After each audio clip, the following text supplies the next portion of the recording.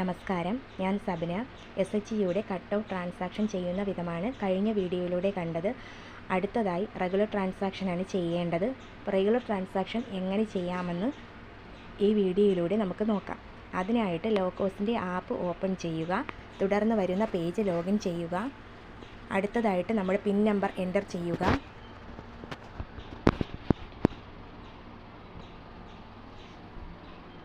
അടുത്തതായിട്ട് വരുന്ന പേജിൽ നമ്മൾ കട്ട് ഓഫ് ചെയ്യാൻ എങ്ങനെയാണോ എടുത്തത് അതുപോലെ തന്നെ ആയിരിക്കും മീറ്റിംഗ് എന്നുള്ള ഓപ്ഷൻ സെലക്ട് ചെയ്യുക.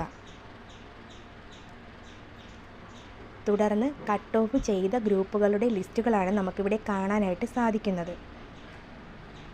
അപ്പോൾ ഏത് ഗ്രൂപ്പാണോ നമ്മൾ റെഗുലർ ചെയ്യാനായിട്ട് എടുക്കേണ്ടത് ആ ഗ്രൂപ്പിൻ്റെ വ്യൂ ഡീറ്റെയിൽസിലാണ് നമ്മൾ കൊടുക്കേണ്ടത്. രണ്ട് ഓപ്ഷൻസുകൾ കാണാൻ സാധിക്കും. വ്യൂ ഡീറ്റെയിൽസ് 3 ഡോട്ട്, അതിൽ വ്യൂ ഡീറ്റെയിൽസ് ആണ് സെലക്ട് ചെയ്യേണ്ടത്. ഒരു കാര്യം ശ്രദ്ധിക്കുക, ഇതുപോലെ സ്ക്രോൾ ചെയ്ത് ഗ്രൂപ്പുകൾ സെലക്ട് ചെയ്യാൻ ബുദ്ധിമുട്ടാണെങ്കിൽ സെർച്ച് എന്നുള്ള കോളത്തിൽ നമുക്ക് വേണ്ടത് ഏത് ഗ്രൂപ്പാണോ ആ ഗ്രൂപ്പിൻ്റെ പേര് അവിടെ അടിച്ചു കൊടുത്താൽ നമുക്ക് ഗ്രൂപ്പ് അവിടെ കാണാനായിട്ട് സാധിക്കും. എനിക്ക് റെഗുലർ ചെയ്യാനായിട്ട് വേണ്ടുന്ന ഗ്രൂപ്പ് സഹയാത്രികയാണ്. അപ്പോൾ എങ്ങനെയാണ് നമുക്ക് എൻ്റർ ചെയ്യേണ്ടതെന്ന് നോക്കാം.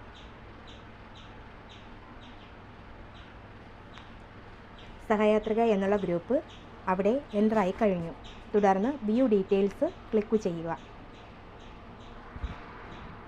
അവിടെ സഹയാത്രിക എന്ന ഗ്രൂപ്പിൻ്റെ ഡീറ്റെയിൽസ് കാണുവാനായിട്ട് സാധിക്കും. ആഡ് മീറ്റിംഗ്, മിസ്ഡ് മീറ്റിംഗ്സ് 2 കോളത്തിലായിട്ട് മീറ്റിങ്ങിൻ്റെ ഡേറ്റുകളും കാണാൻ സാധിക്കും. അതിൽ 31/5/2025 എന്നുള്ള മീറ്റിംഗ് ഡേറ്റ് എടുക്കുമ്പോൾ അത് കട്ട് ഓഫ് കംപ്ലീറ്റ് ആയതിൻ്റെ ഡീറ്റെയിൽസാണ് അവിടെ കാണാനായിട്ട് സാധിക്കുന്നത്. തൊട്ട് മുകളിലായിട്ട് മീറ്റിംഗ് ഡേറ്റ് 8/6/2025 കാണാൻ കഴിയും. അവിടെ ആഡ് മീറ്റിംഗ് എന്നും ഉള്ള ഓപ്ഷൻസും അവിടെ കാണാനായിട്ട് സാധിക്കും. അതിൽ ആഡ് മീറ്റിംഗ് സെലക്ട് ചെയ്യുക. തുടർന്ന് വരുന്ന പേജിൽ മീറ്റിംഗ് ഡേറ്റ് ആണ് നമുക്ക് കൊടുക്കേണ്ടത്. 31/5/2025 വരെയാണ് കട്ട് ഓഫ് ചെയ്തിട്ടുള്ളത്. അടുത്ത മാസം, അതായത് ജൂൺ മാസത്തിലെ ഏത് ഡേറ്റിലാണ് ആ ഗ്രൂപ്പുകാർ കമ്മിറ്റി കൂടിയതെന്ന് നോക്കിയതിന് ശേഷം ആ ഡേറ്റ് നമുക്കിവിടെ എൻ്റർ ചെയ്ത് കൊടുക്കാം.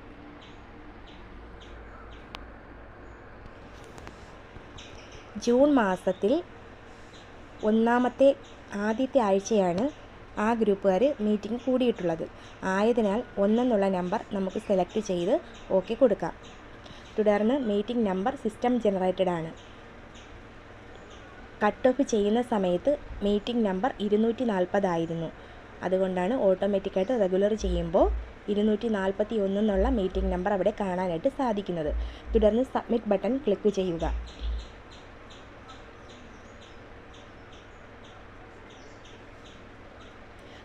അടുത്തതായിട്ട് റെഗുലർ ട്രാൻസാക്ഷൻ അറ്റൻഡൻസ് ആണ് എൻ്റർ ചെയ്യേണ്ടത്. അറ്റൻഡൻസ് എങ്ങനെ എൻ്റർ ചെയ്യാമെന്ന് നോക്കാം. അതിനായിട്ട് അറ്റൻഡൻസ് എന്നുള്ള ഹെഡ് സെലക്ട് ചെയ്യുക.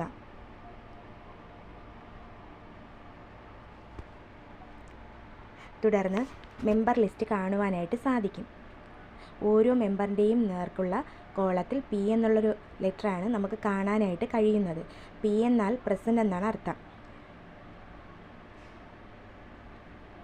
ഗ്രൂപ്പ് അംഗങ്ങളുടെ എല്ലാവരുടെയും തൊട്ട് താഴെയായിട്ട് ഈ ഗ്രൂപ്പിലെ ടോട്ടൽ അംഗങ്ങളുടെ എണ്ണം കാണാനായിട്ട് സാധിക്കും.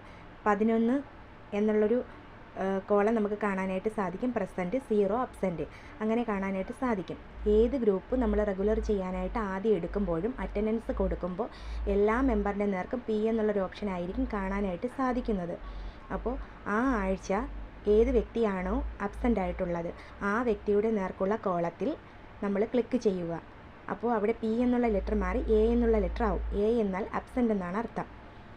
ഉദാഹരണമായിട്ട് ഇവിടെ ഷീല എന്നൊരു വ്യക്തി അബ്സെൻ്റ് ആയിരുന്നു ആ ആഴ്ച എങ്കിൽ ഷീല എന്നുള്ള വ്യക്തിയുടെ നേർക്കുള്ള കോളത്തിൽ നമ്മൾ ക്ലിക്ക് ചെയ്യുക. തുടർന്ന് അവിടെ A ആയിട്ട് മാറും, അതായത് അബ്സെൻ്റ്. തുടർന്ന് താഴോട്ട് നമ്മൾ സെർച്ച് ചെയ്യുമ്പോൾ 10 പേര് പ്രസൻറ്റും ഒരാൾ അബ്സെൻറ്റും ആയിട്ടുള്ള ഡീറ്റെയിൽ നമുക്കവിടെ കാണാനായിട്ട് സാധിക്കും. തുടർന്ന് സേവ് ബട്ടണിൽ ക്ലിക്ക് ചെയ്യുക. ഇങ്ങനെയാണ് അറ്റൻഡൻസ് എൻ്റർ ചെയ്യേണ്ടത്.